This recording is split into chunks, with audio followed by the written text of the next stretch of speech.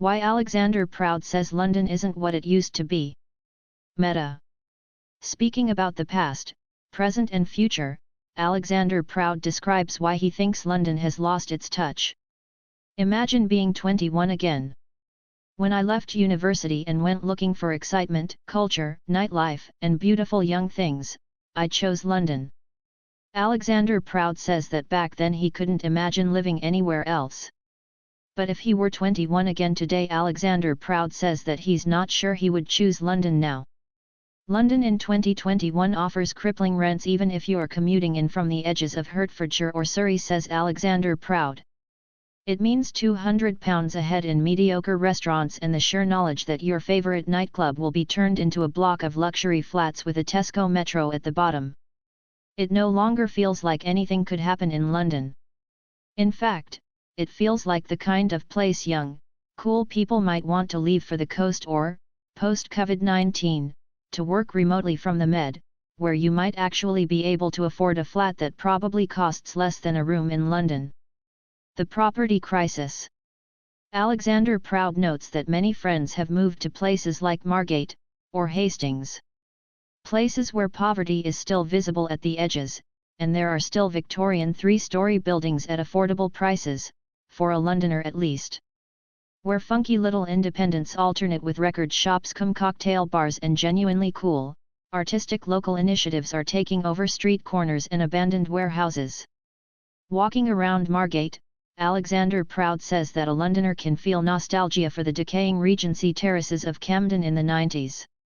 The pioneering hipster shops on the Kent coastline are what Shoreditch was in the 00s. The young, arty types were like the Notting Hill hillbillies of his 20s, and of course that is what has happened.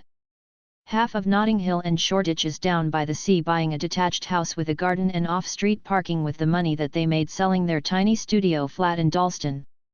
Alexander Proud acknowledges that London's boroughs are now filled with rich, successful people in their 40s and 50s who are only a bit cooler than their counterparts in the home counties.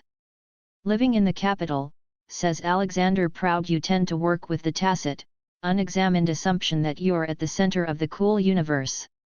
Places like Dalston and Peckham and Camden are where the future of the culture is being forged in 1,000 craft beer bars, but on reflection, this isn't really true anymore. Entrepreneurs and Start UPS. Alexander Proud says that Start UPS and young entrepreneurs are choosing to locate their businesses in Margate and Manchester, Bristol, and Birmingham. So Alexander Proud is calling it, London just isn't the center of cool anymore.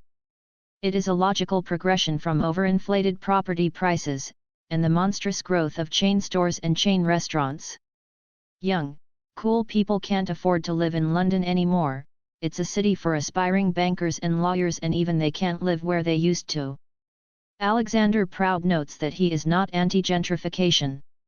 A lot of the work done to clean up grotty parts of London and improve sanitation and provide new residential space was necessary, but a city needs a constant influx of new 20-somethings to rejuvenate, to rebel, and to create. Without young risk-takers who want to bring down the establishment, where will innovation and new ideas emerge from? Alexander Proud is quick to say that he isn't suggesting that rich people shouldn't live in inner London. It's just that they need to share. We need areas of zones 1 and 2 that aren't the next big property hotspot. Areas that are affordable for the young, cool, creative people. Cities like Berlin and Madrid get this right, why can't we? Where is the next place to be?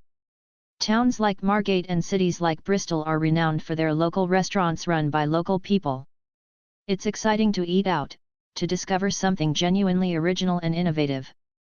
London is swiftly becoming sterile and sanitized. Even Soho has lost its urban edge. Dive bars and strip joints have been replaced with smart restaurants and members' clubs, Pret-a-Mangers and Paul's bakeries. All very nice but not very cool. As for London as an engine of job creation and a centre for sectors like finance and law, the rise of remote working and the ever-increasing cost of locating and paying salaries in London can only speed up the exodus to the coast or the hills. So what does that mean for Alexander Proud? Will he sell up and move to the seaside? Alexander Proud reassures us that he is still a Londoner at heart.